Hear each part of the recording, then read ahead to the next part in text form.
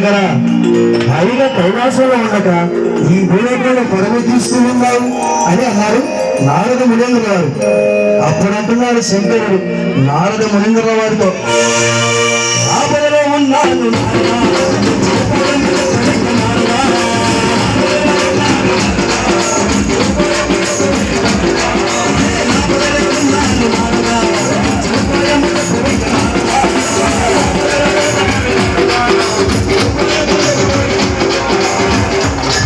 ఆపదలో ఉన్నానయ్యా నారద, అపాయం లేని ఉపాయం ఏదైనా ఉంటే చెప్పవయ్యా అన్నాడు. అప్పుడు అంటున్నాడు నారద మునీంద్రవారు, స్వామి నేను నీకు చెప్పేటంత వాడనైతే కాదు, కానీ అడిగావు కనుక చెప్తున్నాను నేను అంటూ, అపాయము లేని వాడు అపాయము ఉన్నవాడు, అపాయము లేని వాడు అపాయము ఉన్నవాడు, అపాయము లేని వాడు అపాయము ఉన్నవాడు,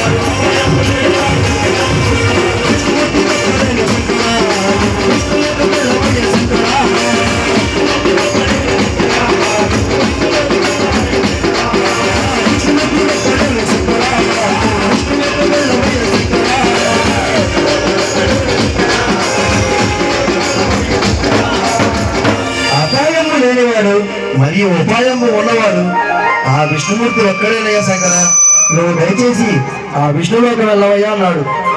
ఆపదలో ఉన్నాడు కదమన్నాడు శంకరుడు. వెంటనే విష్ణులోకం ప్రయాణమయ్యాడు. ఎప్పుడైతే విష్ణులోకం ప్రయాణమయ్యాడో విష్ణుమూర్తి చూసి ఎదురుగా వచ్చి ఈ విధంగా అంటున్నాడు శంకరుడితో, ఏమి కష్టం వచ్చింది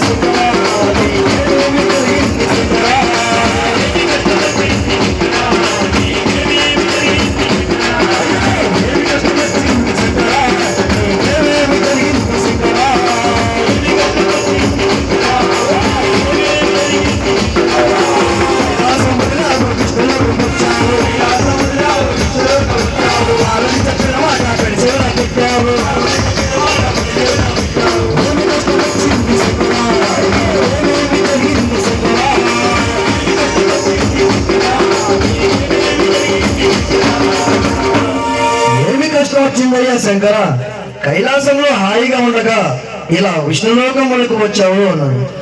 జరిగిన ఉదంతం మొత్తం విష్ణుమూర్తితో చెప్పుకున్నాడు శంకరుడు. ఓహో అలా జరిగిందా అని చెప్పి క్షణాల్లో మోహినిగా మారిపోయాడు విష్ణుమూర్తి. అంటే ఒక స్త్రీగా మారిపోయాడు. పరుగులు చూస్తూ వస్తున్నాడు భస్మాసుడు. ఎక్కడ శంకరుడు వరవి చీటే పారిపోయాడు. ఎక్కడ పరుగులు తీసుకు వస్తున్నాడు. అలా పరుగులు తీసుకు వస్తున్నటువంటి భస్మాసుడికి మోహిని రూపంలో ప్రత్యక్షమయ్యాడు విష్ణుమూర్తి. మోహిని రూపం చూసినటువంటి భస్మాసుడు, ఓహో సుందరి, చాలా అందంగా ఉన్నావు, నువ్వు నన్ను పరిణయం ఆడతావా అన్నాడు. అప్పుడు అంటున్నారు మోహిని రూపంలో ఉన్నటువంటి విష్ణుమూర్తి, నిన్ను నేను పరిణయం ఆడాలి అంటే నన్ను నీవు నాట్యంలో ఓడించాలి అన్నాడు.